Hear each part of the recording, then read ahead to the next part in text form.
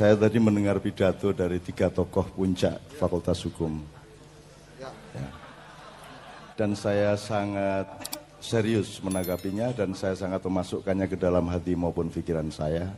Dan saya relatif setuju kepada yang dikemukakannya.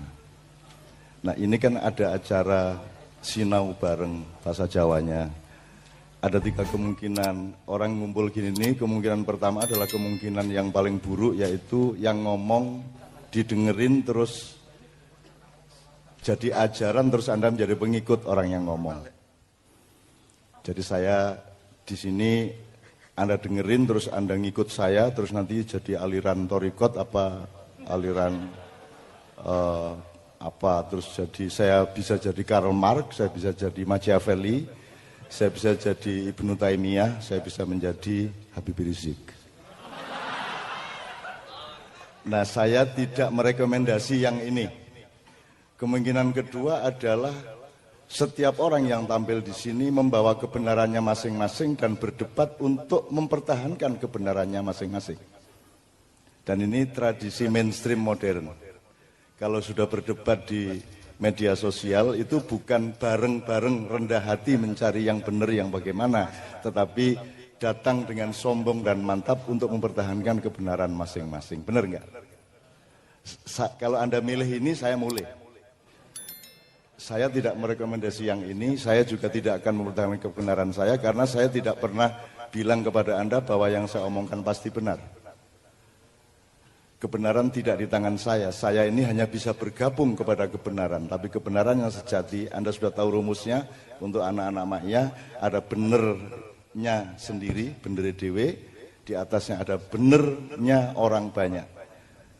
Demokrasi terasosiasikan yang kedua ini, benernya orang banyak, orang sepakat, oh gini yang bener, bahwa Indonesia ini diserahkan kepada PDIP, Golkar, kan gitu. Udah pokoknya undang-undangnya seperti itu, mati hidup kita ngikut sama mereka. Meskipun mereka monster semua rata-rata gitu ya. Oke, ini benernya orang banyak. Yang ketiga adalah kebenaran yang dinamis yang kita cari terus-menerus, yaitu benar yang sejati. The real truth of life gitu ya. Nah, saya merekomendasi semua yang kita omongkan ini nanti adalah kita, Anda, saya, para narasumber maupun anak-anak saya yang tadi pidato itu bareng-bareng yang benar yang gimana ya. Kita cari bareng-bareng dan kita nyicil, nggak mungkin kebenaran judul ini kita temukan malam hari ini.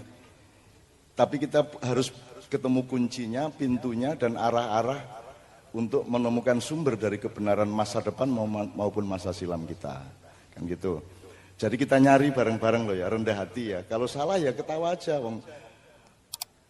Kan setiap orang punya kekonyolannya masing-masing. Saya juga punya kekonyolan. Saya jangan pikir dengan Anda yang dokter dan pinter bahasa Arab itu tidak punya kekonyolan.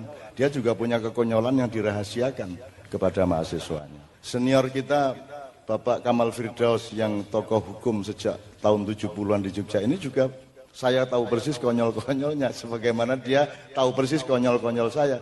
Kalau manusia tidak punya kekonyolan, silahkan menjadi Tuhan atau malaikat. Kan begitu. Jadi wong elek rupane ya ora masalah, wong rada bodoh sithik ora masalah gitu loh. Wong rada pokok-pokok sithik ya ora masalah, ning panggonane iki sing cetha gitu loh. Ono wong kaya ngono presiden. Upamane lho ya. Ya kabeh kan ono pantes-pantese ya toh. Oke. Dan seterusnya oke ya. Oke, nanti ini kuncinya, tolong diingat, ini kuncinya adalah apa bedanya? Gini, kalau Anda ngomong Muhammad tadi, Ustadz kita ngomong, kalau Muhammad itu kan salah satu rumusannya Muhammadun Basyarun bal huwa yakut bainal hajar. La kal basyari bal huwa yakut. Jadi Muhammad itu manusia biasa. Tapi dia bukan manusia biasa, artinya dia tidak sembarang manusia. Dia adalah mutiara di antara batu-batu. Nah, orang modern gara-gara terbiasa demokrasi tidak lagi belajar membedakan bedanya manusia dengan manusia. Gitu ya. Jadi orang udah nggak ngerti lagi mana manusia bermutu, mana tidak. Nah, kita nanti ngomong karakter dan kepribadian dengan setting Nusantara dan seterusnya. Cara pembelajaran kita adalah, loh, Ada bedanya memang. IQ aja ada di bawah 100, ada sampai 160 kok. Jadi ada yang manusia mutiara itu ada. Semut saja ada ratunya kok. Kambing saja ada pemimpinnya kok. Macan saja raja rimba kok. Jadi Tuhan memang bikin batu digosok jadi akik, terus laku. Tapi sehebat-hebat kamu menggosok akik, dia tetap tidak punya takdir mutiara. Nah di Indonesia Anda tidak mengerti bedanya mutiara sama batu. Dan tidak ada kuliah, tidak ada kurikulum yang mengajari Anda untuk mempelajari manusia.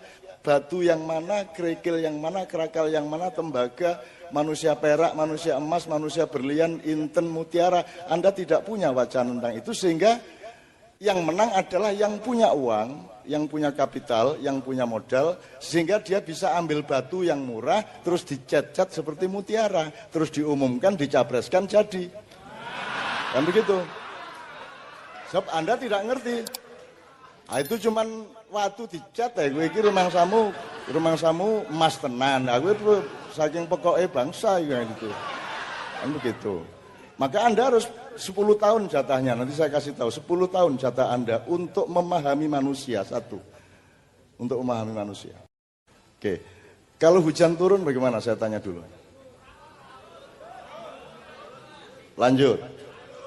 Siapa yang mengatakan hujan buruk? Hujan itu negatif. Kita pastikan. Kalau hujan negatif, ini menjelang hujan mulia ya kan. Gitu. Kalau hujan, siapa yang berani hujan-hujan bareng saya di sini? Wani ya? Anda ini khalifah, Anda ini pemimpin rahmatan lil alamin, nggak hanya memimpin manusia, Anda memimpin rumput, memimpin air, memimpin udara, memimpin lingkungan hidup, memimpin awan. Sekarang ketika Anda kumpul, semua yang Anda pimpin ingin datang. Tadi air bilang saya di awan, Cak, saya boleh ikut nggak? Monggo, gitu. Akhirnya gerimis lah, ngono ceritanya. Apa hak saya melarang air ikut bersarasehan di sini? Loh, kok air ikut bersarasehan? Loh, kamu tanya riwayat Nabi Sulaiman dengan semut, dengan binatang, dengan semuanya. Kamu tanya riwayat Nabi Ibrahim dengan gunung, Nabi Muhammad dengan gunung. Emang tidak ada komunikasi emang komunikasi hanya antar manusia yang sekolah? Komunikasi kan Anda juga bisa sama batu, sama rumput, sama siapapun kan komunikasi. Kan kalau kesepian tidak punya pacar malam minggu karo kucingnya guyon dhewe kae. Dikane ngene-ngene ngono